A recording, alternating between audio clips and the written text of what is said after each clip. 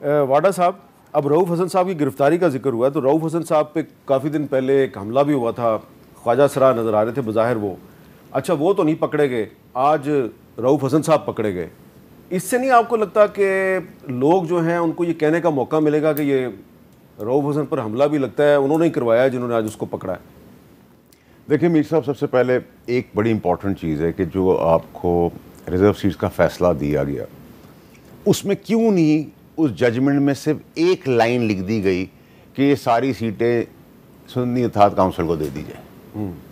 अगर ये कह देते, ये सब झगड़ा पकड़ता नहीं। इसको ज़रा सोचे ना, कौम को हमें इस सब चीज़ों को सोचने की ज़रूरत है।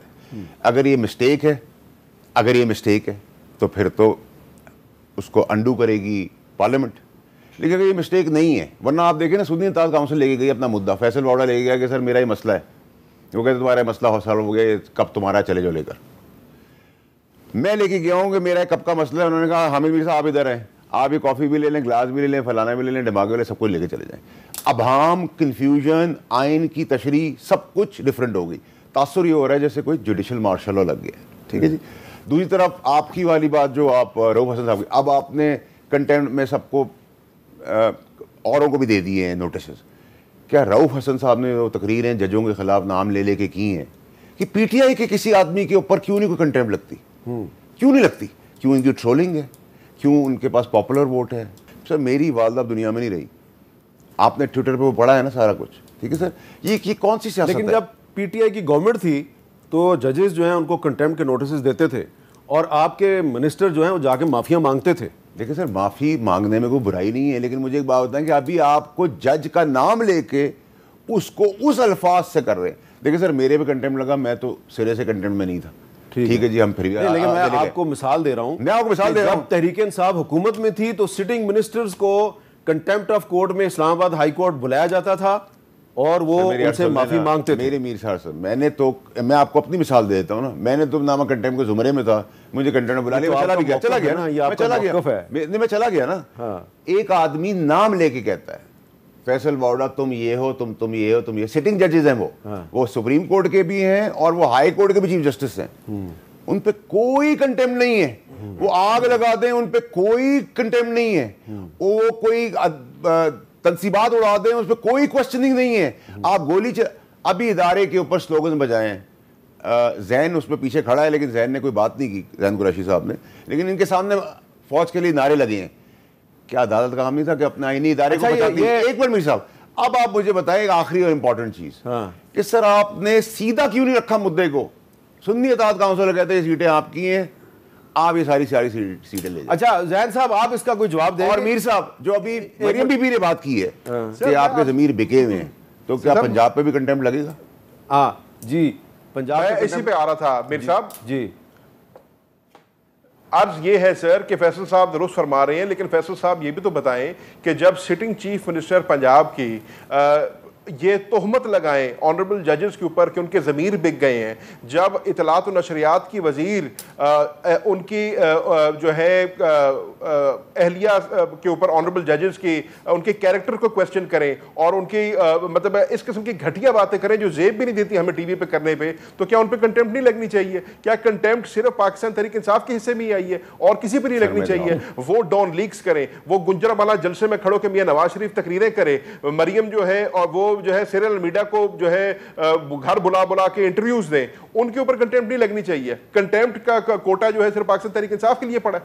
अच्छा, आप सीरियल अलमीडा को बीच में ले आए हैं, वो उस बेचारे के साथ तो बड़ी ज्यादती हुई, उसका नाम ईसीएल पे आ गया, बगावत का मुकदमा हो गया, तो उसको मेरा ख्याल है उसके साथ वही हुआ जो आजकल भी बहुत उस शरीफ आदमी के साथ सर उस शरीफ आदमी के साथ तो हुआ ना, मियां नवाज शरीफ के साथ क्या हुआ जिसने इंटरव्यू दिया था, जिसने बुलाया था? अच्छा, आप इसका जवाब देना चाह रहे थे। देखिए सर, जो जैन कुरैशी साहब की यादाश्त खराब हो गई है, जैन कुरैशी साहब सुन तो लेना सर, कुरैशी साहब को याद दिलाएं कि अभी प्रेस कॉन्फ्रेंस में चीफ जस्टिस, इस्लामाबाद में नाम नहीं लूंगा, चीफ जस्टिस सुप्रीम कोर्ट हाजिर, उनको टाउट, उनको इन्फ्लुएंस करने वाला, उनको हर किस्म की गलाजत, और जो फिर उनके साथ उनके घर वालों की ऑफिशियल अकाउंट्स है, फिर SIFC पे स्टिकर लगा के चीफ के, फिर IMF को लेटर लिख के, ये मुल्क दुश्मनी नहीं तो क्या मुल्क के लिए फेवर कर रहे हैं आप? क्या आप नून लीग के लिए सब IMF आ रही है या नून लीग के लिए आ रही है, पाकिस्तानियों के लिए आ रही है? आप पाकिस्तान का भट्टा बिठा रहे, अपनी सियासत के लिए ये तो बात ना करें ना।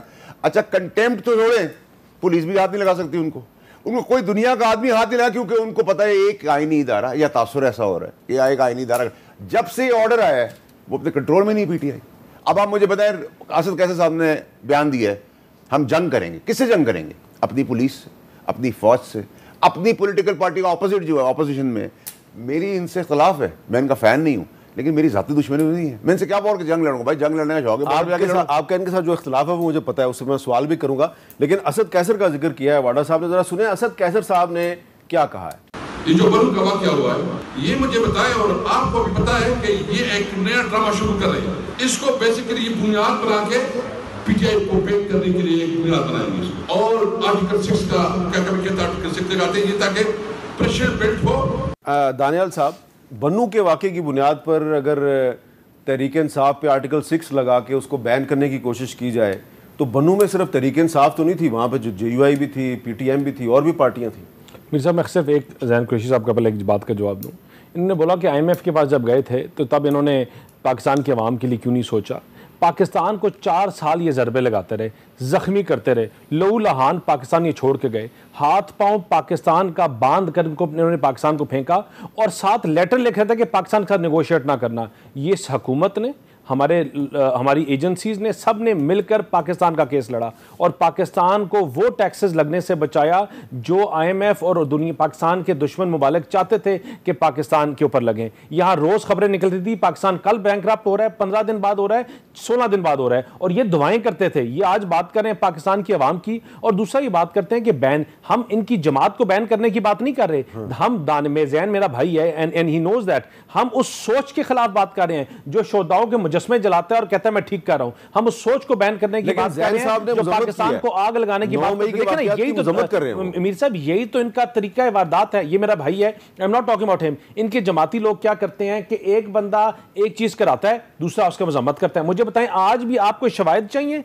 कि बताने के लिए कि यार कि जिन्होंने 9 मई किया वो किसके कहने पे किया, क्यों कराया गया? पाकिस्तान को डीरेल करने के लिए, इकोनॉमिक स्टेबिलिटी ना आने की वजह से। देखिए पूरी दुनिया में ऐसा कहीं नहीं होता कि आपके पॉलिटिकल डिफरेंसेस हो तो आप उनके अफवाज को कमजोर करो। पूरी दुनिया में यह नहीं होता कि आप जो है अपनी सूबाई सियासत के लिए मुल्क को कॉम्प्रोमाइज करो। पूरी दुनिया में नहीं होता कि अपने सिपा सलार जो आपके मुल्क के लिए जान देते हैं, बच्चे शोधा जो अपने अपने बॉर्डरों पे जान दे रहे हैं। पाकिस्तान देखिए, आज किसी एक जमहूरी मुल्क की मिसाल दें जहां पे सुप्रीम कोर्ट के फैसले को सिटिंग गवर्नमेंट मानने से इनकार कर दे। मीर साहब, हम तो इनकार की बात ही नहीं कर रहे।